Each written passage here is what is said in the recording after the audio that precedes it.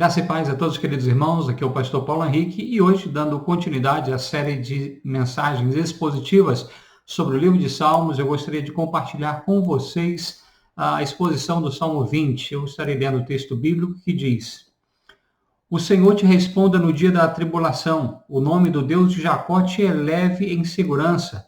Do seu santuário te envie socorro e desde Sião te sustenha.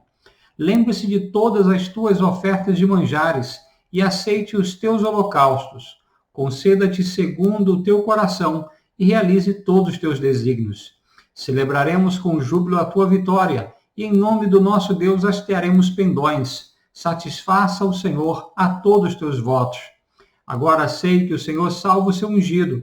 Ele lhe responderá do seu santo céu com a vitoriosa força de sua destra. Uns confiam em carros, outros em cavalos. Nós, porém, nos gloriaremos em o nome do Senhor nosso Deus. Ele se encurva e cai, nós, porém, nos levantamos e nos mantemos de pé. O Senhor da vitória é o Rei. Responde-nos quando clamarmos. Bom, o título desse salmo, que aparece no original, é ao mestre de canto, Salmo de Davi. Indica que Davi foi quem compôs esse salmo, embora alguns comentaristas imaginem que Davi foi o tema do salmo e não propriamente o autor. Esse é um salmo real que expressa uma profunda fé e confiança no Senhor. O salmo é uma oração que pede a bênção e a proteção do Senhor sobre a vida do rei e provavelmente era cantado antes dele sair em batalhas. É uma oração confiante que expressa a fé de que Deus é aquele que provê vitória. O salmo começa e termina com uma súplica para que Deus atenda às súplicas do rei e lhe dê vitória. O povo de Israel suplicava ao Senhor para que protegesse o rei enquanto ele saía para a guerra, visto que das suas vitórias e do seu bom governo dependiam em grande medida o bem-estar e a felicidade do povo. É provável que esse salmo fosse usado nas cerimônias de coroação e celebrações de posse do rei, como também nos cultos regulares no templo. O Salmo 20 e 21 são canções de guerras paralelas, são orações a Deus em torno da luta do seu povo contra os inimigos. O Salmo 20 é uma oração antes da batalha. O Salmo 21 é um ato de louvor depois da batalha.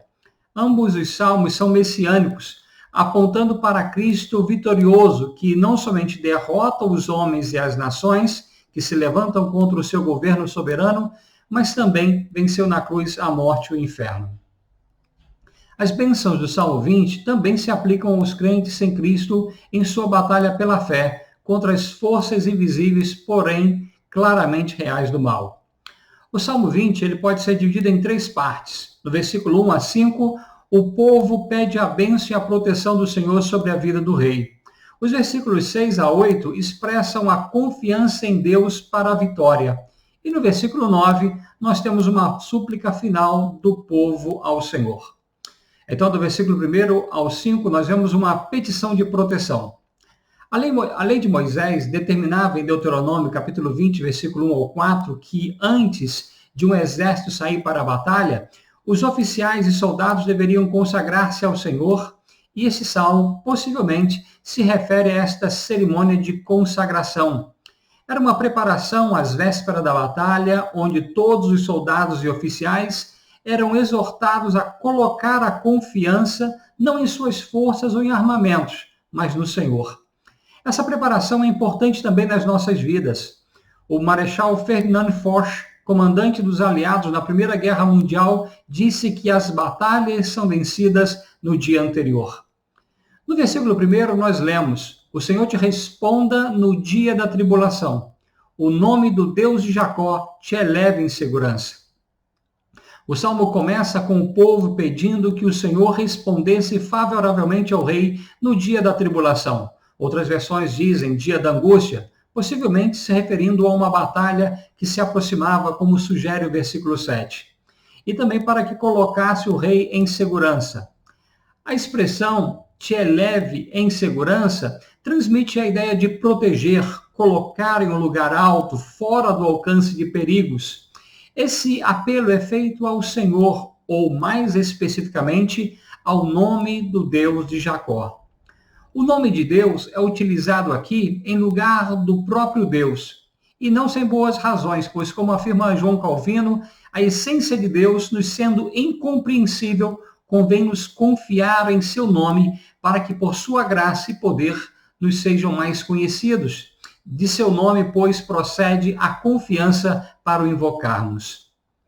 Apesar de haver um exército para proteger o rei, sem falar da sua guarda pessoal, o povo clama por um auxílio que vem de outra fonte, que não de soldados e generais. O versículo 2 diz: do seu santuário te envie socorro, e desde Sião te sustenha. O socorro deveria vir do santuário e do monte Sião, ambos localizados em Jerusalém, e onde estava a Arca da Aliança, que era símbolo da presença de Deus. Na verdade, o santuário e o monte de Sião são figuras de linguagem para se referirem àquele que era adorado no santuário e em Sião, ou seja, o Senhor. Era o Senhor a fonte da proteção do rei nas batalhas, da mesma forma que é o nosso socorro bem presente nas horas de angústia e nos momentos de aflição. Paulo Tripp diz que você pode descansar enquanto espera, não porque goste de esperar, mas porque confia naquele que está te chamando a esperar. Davi não só tinha levado a Arca da Aliança para o Monte de Sião, como também havia oferecido vários sacrifícios ao Senhor no tabernáculo. Mas possivelmente a maior oferta de Davi ao Senhor foi, como ele diz no Salmo 51, versículo 17, um coração quebrantado e contrito. O que indica quando Davi se considerava dependente do Senhor. A obediência e a fiel dedicação do rei Davi ao oferecer essas ofertas são apresentadas como motivo pelo qual o Senhor se lembraria dele com favor, como nos mostra o versículo 3, que diz: lembre-se de todas as tuas ofertas de manjares e aceite os teus holocaustos. A palavra hebraica traduzida como oferta de manjares é um termo geral para designar todos os tipos de sacrifício, enquanto a palavra holocaustos significa uma oferta queimada, no qual tudo era consumido como um símbolo de dedicação a Deus. De modo semelhante, a nossa vida deve ser inteiramente consagrada a Deus, como um sacrifício de louvor. O apóstolo Paulo, em Romanos 12, 1, diz: rogo-vos, pois, irmãos, pelas misericórdias de Deus, que apresenteis o vosso corpo por sacrifício vivo, santo e agradável a Deus, que é o vosso culto racional. Deus, ele não se esqueceu das ofertas de Davi, dadas como memoriais de gratidão ao seu grande nome. E o autor de Hebreus diz que Deus não se esquece do nosso trabalho e amor para com ele. Hebreus 6:10 diz: porque Deus não é injusto para ficar esquecido do vosso trabalho e do amor que evidenciastes para com o seu nome, pois servistes e ainda servis aos santos. As nossas ofertas ao Senhor não têm a intenção de conquistar o seu favor, pois tudo que recebemos de Deus é graça e por graça somente, mas expressam a nossa gratidão pelo que Deus fez em nós e por nós. Apesar do desejo do povo de Israel, dos soldados e do próprio rei ser a vitória, eles submetem a sua súplica ao plano e à vontade do Deus dos exércitos. Essa oração não tem a intenção de convencer Deus a cumprir a vontade do povo. Ao contrário, é um ato de confiança, de submissão àquele cuja vontade é boa, agradável e perfeita, e que faz todas as coisas conforme o conselho da sua vontade. Assim eles oram: conceda-te segundo o teu coração e realize todos os teus desígnios. Aqui, os desejos do rei estavam baseados na vontade de Deus. Os planos que Deus aprova e também abençoa são aqueles que ele mesmo coloca nos nossos corações e então ele transforma em realizações. São planos que visam a expansão do reino de Deus na terra e que têm como fim último a glória de Deus. O versículo 5 é a parte central do Salmo, uma declaração confiante de vitória antes mesmo de a batalha acontecer. O versículo 5 diz: celebraremos com júbilo a tua vitória e em nome do nosso Deus hastearemos pendões. Satisfaça o Senhor a todos os teus votos. Não era a primeira batalha de Davi. Ele sabia que, como no passado, Deus estaria ao seu lado, no presente e no futuro. Sua confiança estava no Senhor, que é fiel nas suas promessas. Martin Lloyd-Jones diz que crer em Deus significa confiar de maneira absoluta no que ele disse acerca de si mesmo e no que ele disse acerca do que fará. Significa se lançar nisso por completo. O povo, motivado pelo exemplo de Davi, celebra a vitória antes mesmo dela começar. Tal era a confiança no Senhor. E num sinal de vitória, eles erguem e agitam seus estandartes ou bandeiras. Alistair McGrath diz que fé não é acreditar sem provas, é confiar sem reservas. E nos versículos 6 a 8 nós vemos então a confiança inabalável de vitória. Esses versículos expressam uma ideia fundamental das Escrituras, de que a verdadeira força do povo de Deus não reside na eficácia de armas carnais ou de outros meios puramente humanos, mas no poder de Deus e na ajuda que vem dele. No versículo 6, quem fala é o rei. Ele diz: agora sei que o Senhor salva o seu ungido. Ele lhe restaurará do céu, ele lhe responderá do céu, do seu santo céu, com vitoriosa força de sua destra. O advérbio de tempo agora é importante, pois indica uma mudança na narrativa, especialmente nos livros proféticos, introduz atividades iminentes do Senhor, ou em abençoar ou em amaldiçoar. Aqui, ele precede a declaração confiante do rei de que Deus ouviu a sua oração e salva o seu ungido. Todo o rei da linhagem de Davi era um ungido, pois recebia unção para o ofício real, antecipando e indicando a vinda do Rei Supremo Jesus Cristo. A palavra ungido no hebraico é Meshia, palavra transliterada para Messias, quando se refere especificamente a Cristo. A própria palavra Cristo é a palavra grega que significa também Messias ou ungido. Nesse versículo, a referência imediata é ao rei Davi, ungido pelo profeta Samuel como sinal exterior da unção e da escolha divina que sobre ele recaiu. Mas o seu cumprimento completo e final aponta para Cristo, o Rei dos Reis. No texto, Davi diz que Deus responderá à sua oração do céu. O Senhor não apenas enviará a ajuda de Sião, como diz o versículo 2, como também do céu, como diz o versículo 6. Assim como Deus havia estendido a sua mão para salvar Davi no passado, sua mão também o livraria do inimigo no presente e no futuro. A vitória não viria na força do braço do rei, nem do exército, do seu exército. Deus responderia do céu com a vitoriosa força de sua destra, ou seja, com a sua maravilhosa intervenção. A vitória de Israel viria por causa da presença do Senhor. A confiança do rei é contagiosa.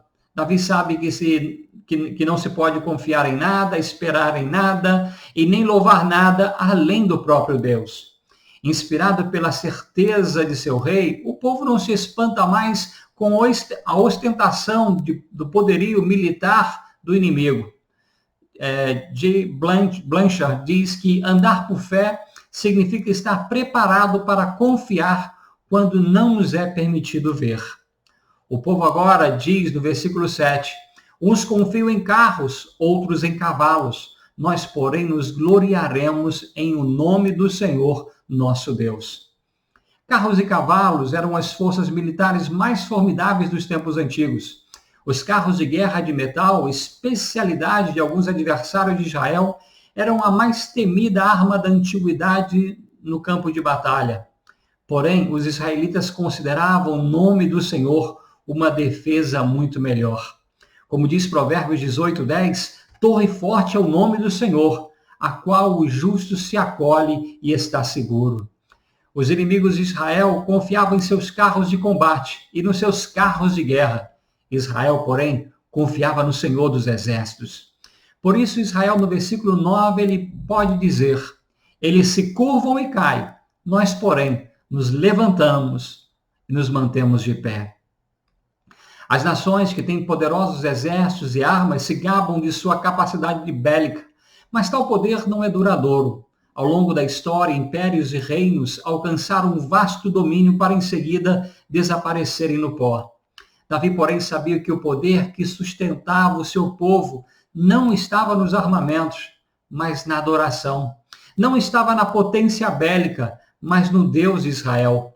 Somente o Senhor pode preservar uma nação ou indivíduo.